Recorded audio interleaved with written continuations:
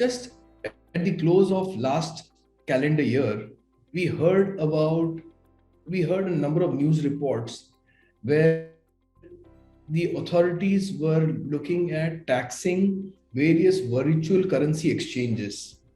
The sudden rise and growth of cryptocurrency and the amounts being invested therein was clearly a signal that the government would be looking at regulating and taxing income arising from cryptocurrency, which is virtual currencies. While the cryptocurrency bill, which was much anticipated, could not be introduced during the budget session, and there was an announcement that due to the complexities involved and the technology involved therein, there was some more time that the government required in coming out with the cryptocurrency bill. However, today we heard the Honorable Finance Minister introducing a new definition of virtual digital assets, and this definition has been termed very clearly to cover cryptocurrencies as it links the underlying asset to one which is derived from cryptographic means or blockchain technology.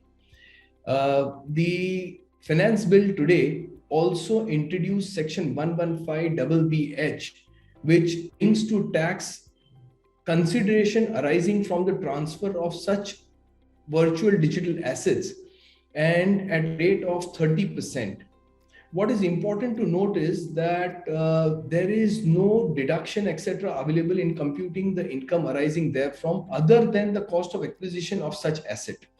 Further, the loss, if any, arising from the transfer of such virtual digital asset can also not be set off against income or gains arising under any other head. Very clearly, it's a single silo that the government has intended to prepare. Correlated to this, and to keep a check on the accountability, another section, section 194S, has also been introduced to require withholding of 1% of the amount paid for the transfer of such cryptocurrency. Of course, this is subject to certain threshold, which is 50,000 or 10,000 as the case may be, depending on the nature of transaction being carried out. Overall, I think there was a need for a larger cryptocurrency bill to be introduced, which would then have given some insight into how the taxing and maybe even foreign exchange regulation provisions should apply to cryptocurrency.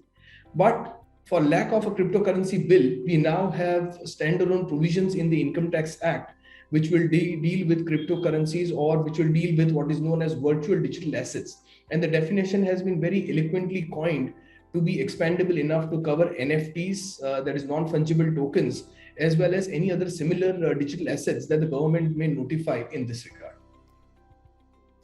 Thank you.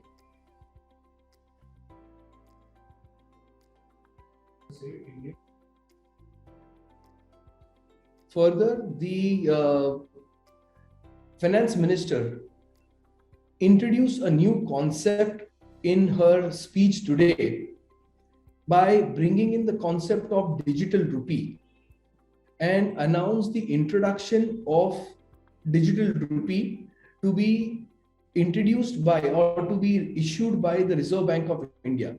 What is interesting to note here is that this is not like a digital currency.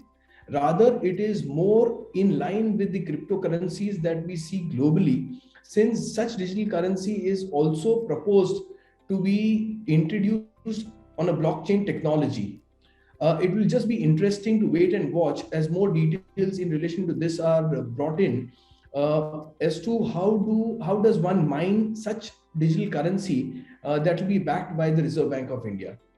Only time will tell us as we have more provisions in relation to this digital rupee.